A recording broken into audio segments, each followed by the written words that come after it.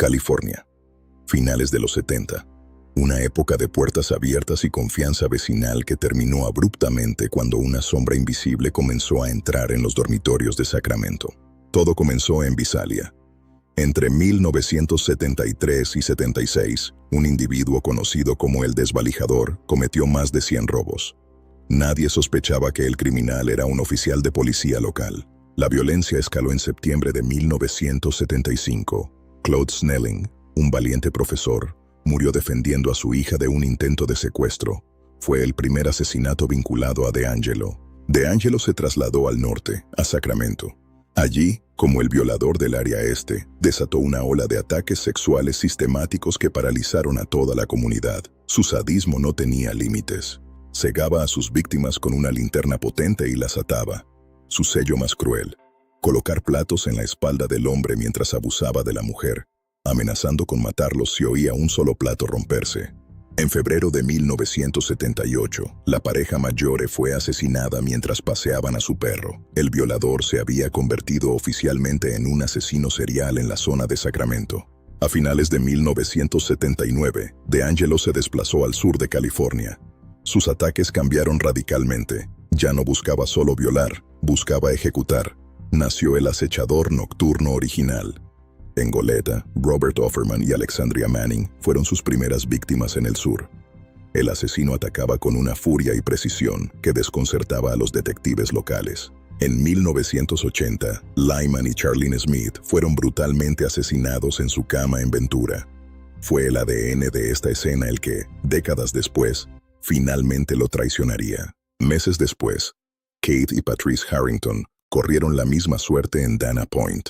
El asesino parecía una fuerza de la naturaleza, imparable y perfectamente consciente de cómo evitar dejar rastro. En 1986, tras un largo silencio, ocurrió el último crimen conocido. Janelle Cruz, de 18 años, fue asesinada en Irvine. Después de esto, el monstruo desapareció en la oscuridad. Durante 30 años, el caso fue un laberinto sin salida. Los expedientes se acumulaban en los sótanos de la policía y las víctimas sobrevivientes vivían en una prisión de miedo y silencio.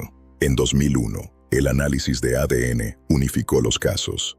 El violador de Sacramento y el asesino del sur eran la misma persona, pero sin una coincidencia en las bases de datos criminales, no había un nombre. La escritora Michelle McNamara se obsesionó con el caso.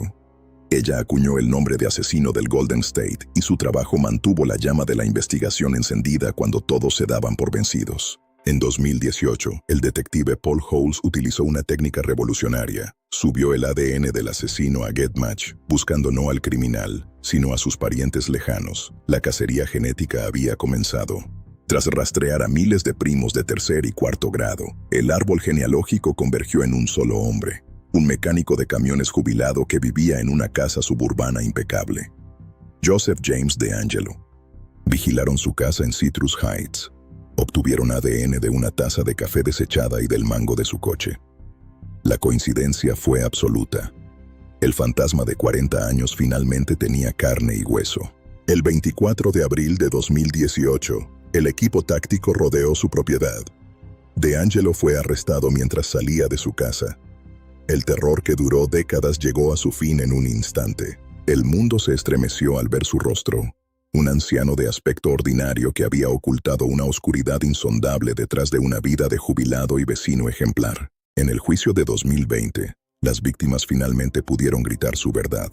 Durante 3 días, DeAngelo fue obligado a escuchar el dolor, la rabia y la resiliencia de aquellos que intentó destruir. Hermanas, madres e hijas hablaron por los que ya no estaban.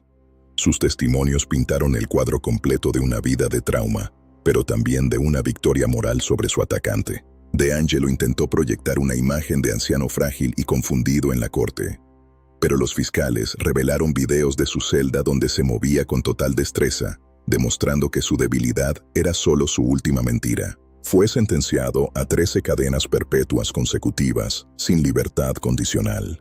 Una sentencia simbólica por cada vida arrebatada, asegurando que nunca volvería a pisar la calle como un hombre libre.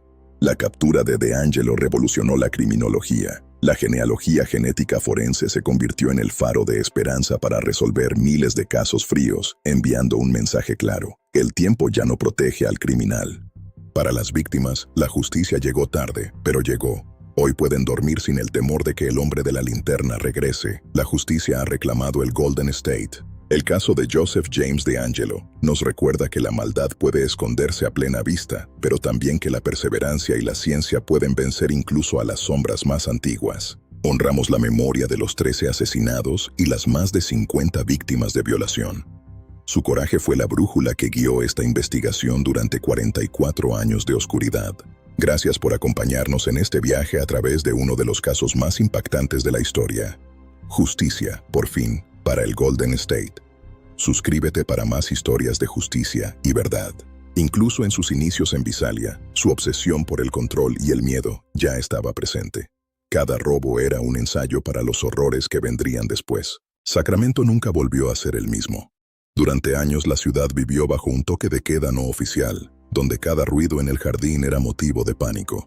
La persistencia de hombres como Paul Holes, que cargó con el caso durante décadas, demuestra que la búsqueda de la verdad es una carrera de resistencia, no de velocidad. Hoy, DeAngelo es solo un número en el sistema penitenciario de California. El monstruo ha sido enjaulado, y su único legado será el de la justicia que finalmente lo alcanzó. Joseph James DeAngelo, el asesino del Golden State. Fin de la pesadilla.